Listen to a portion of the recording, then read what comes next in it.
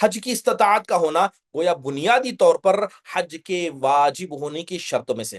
اب سوال یہ ہے کہ استطاعت کسے کہتے ہیں؟ قرآن میں جگہ جگہ آپ نے اس لفظ کو سنا ہوگا۔ اب استطاعت یہ عربی لفظ ہے، اس کا مطلب ہوتا ہے قدرت، اس کا مطلب ہوتا ہے طاقت، اور اصطلاحی انداز سے کہا جاتا ہے کہ انسان کے پاس جسمانی طور پر، مالی طور پر اتنی قدرت ہو کہ وہ جا سکے۔ کہاں جا سکے؟ سواری پر چڑھ سکے، اس کے علاوہ لوگوں کے ساتھ رہ سکے، واجبات کو ادا کر سکے، صدقات کو کر سکے، اپنی بنیادی ضرورتوں کو پورا کر سکے۔ جب یہ ساری چیزیں انسان کی استطاعت میں ہوں گی تو سمجھ لیجئے کہ اس پر حج واجب ہوگا۔ محترم حاضرین، بات جب استطاعت کی کریں تو علماء نے اس کا حکم واضح طور پر بتا دیا کہ استطاعت کیا ہے؟ یہ حج کے واجب ہونے کی شرط ہے، یعنی انسان کے پاس استطاعت ہے تبھی حج اس پر واجب ہے، اگر استطاعت نہیں ہے تو ایسے آدمی پر حج واجب نہیں ہوتا ہے۔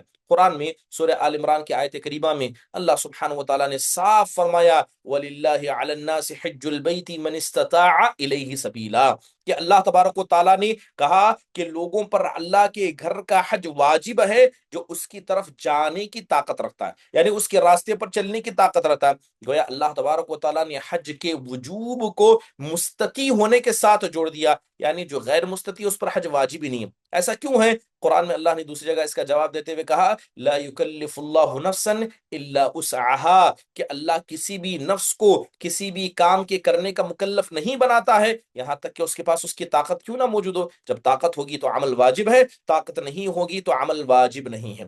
اب یہاں پر میرا سوال غور سے سنیے گا۔ اکثر لوگ سوال کرتے ہیں کہ اگر کسی آدمی کے پاس استطاعت نہیں ہے، اس پر حج واجب نہیں ہے، لیکن پھر بھی وہ محنت مشقت کر کے جا کے حج کر لیتا ہے، ادھر ادھر سے قرضہ لے لیتا ہے، اپنے زمین وغیرہ بیچ دیتا ہے، اب یہ سارے کام کر کے وہ حج کر لیتا ہے، جبکہ حج اس پر واجب ہی نہیں تھا، تو کیا اس نے جو محنت و مشقت سے حج کیا ہے جبکہ وہ حج اس پر واجب ہی نہیں ہے، تو کیا اس کا حج حجت الاسلام پورا ہوگا کہ نہیں ہوگا؟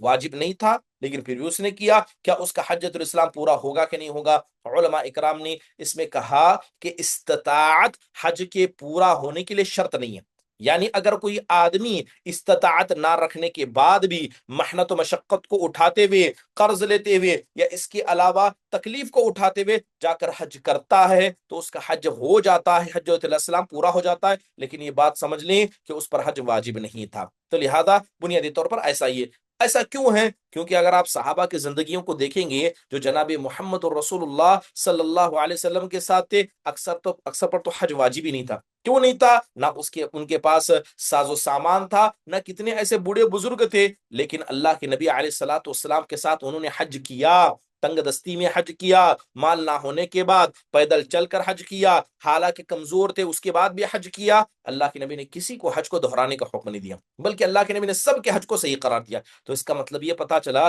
کہ استطاعت نہ ہونے کے بعد بھی اگر کوئی حج کر لیتا ہے محنت و مشقت سے، اس کا حجت الاسلام پورا ہو جاتا ہے۔